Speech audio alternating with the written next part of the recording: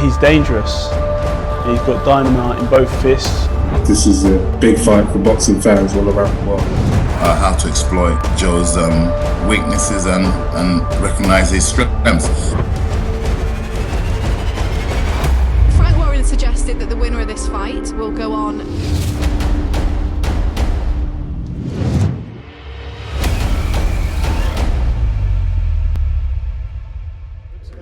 Oun Abbas saying here for Seconds Out, here with Sam Jones, the manager to Joe Joyce. Sam, finally here.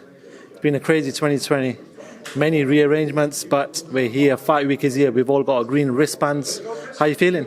It's been a crazy year, hasn't it? Yeah, feeling good. I'm happy that the fight's on. That's the main thing. Joe's looking in a confident mood. So is Daniel, actually. Just talk to me about these two guys. We know that a lot of people are talking about Joe, calling him slow. He's a bit older. Well, not a bit older. He's a lot older than Daniel. Daniel's got the youth, the power. But what do you make of all this? You're in the gym with Joe. You see him train. We've seen what he does as a fighter.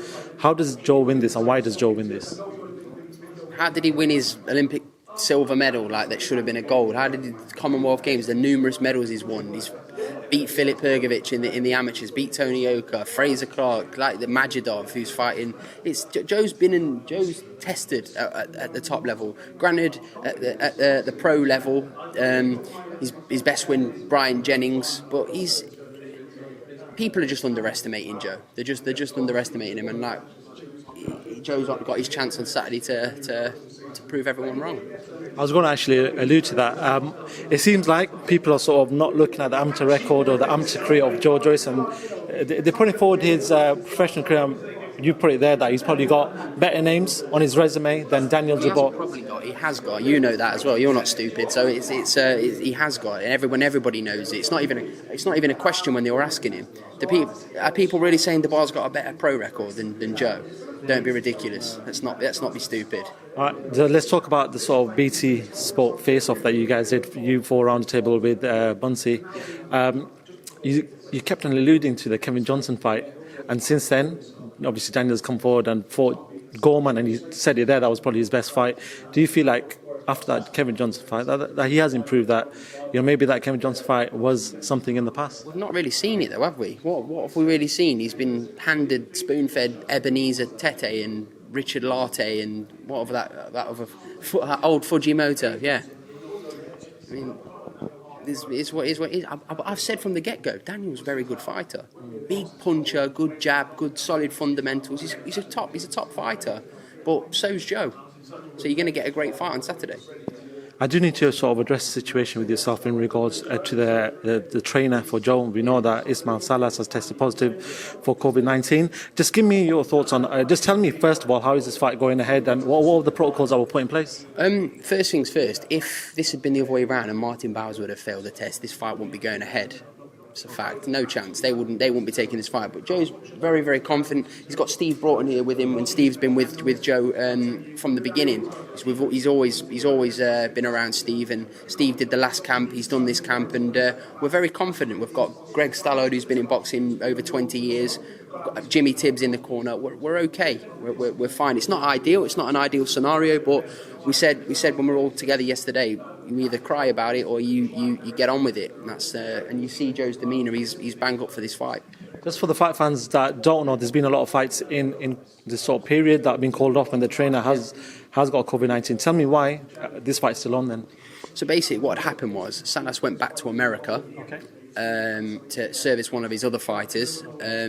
When he came back, we were always cautious. We thought, well, he's been out the country, he's going through airports. Joe's been like hidden away kind of thing. So we were taking the right precautions. So when Salas came, we put him in a hotel. Nobody went near him. We got him in his own taxi to the hotel. Nobody went near him. Had his test, waited for his results, and that's the reason why the fight's on. Cool. That big WBO spot is a big carrot that's dangling for both fighters. We know that Daniel Dubois occupies that number 2 at the moment. You've been vocal in the last week or two about him taking that spot, and for him, your fighter Joe Joyce fighting for the world title. How much do you have to sort of pull the reins of your fighter in, just to make sure that he doesn't get. We've not been vocal about it. We've just been saying like if Joe wins the fight, when Joe wins the fight, that's where he is. But Joe's not concentrating on Usyk or Joshua or anyone like that. Joe's concentrating on his job on Saturday. All of us are. But yourself, you must be concentrating on what's ahead. If he wins this fight, you think of everything. Of course you do. You think of everything. It's a great slot to be in, isn't it? To be mandatory. There's the carrot there, but by no means is Joe overlooking the job on Saturday. Sam, I just want to talk about, and probably my final question. When I look online, you receive hate. You know, when I was looking at the BT Sports sort of face-off, there was a lot of comments. There was also a lot of good comments. No, there was. So I'm just going to say, but what people don't seem to realise is you give it 100% for your client, which is Joe Joyce. You've got a few other fighters.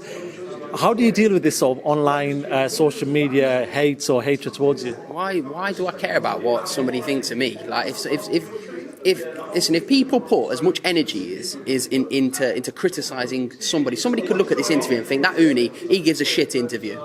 Okay, you get up here and you give the interview then if you can do better. Why do you care about what other people think? If people put as much energy into saying bad things about somebody or giving their a hate opinion, they'd be doing well themselves. Because I don't think people in good positions do that. I think it's only people in bad positions. But they should look at me, a chubby fella from Derby, and think, flipping heck, if he can get to where that position, that kind of level, I can as well.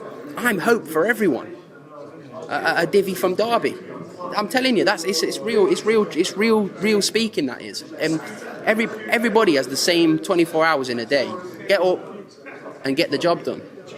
We'll definitely catch up on that whole story, your backstory, once everything happens. But I've told it a few times. Even I'm bored of it now. Sam, listen, good luck to yourself, good luck to your team, obviously your fighter Joe Joyce, and no doubt we'll speak to you in the future. Thank you, mate. Well, thank you very much. Cheers.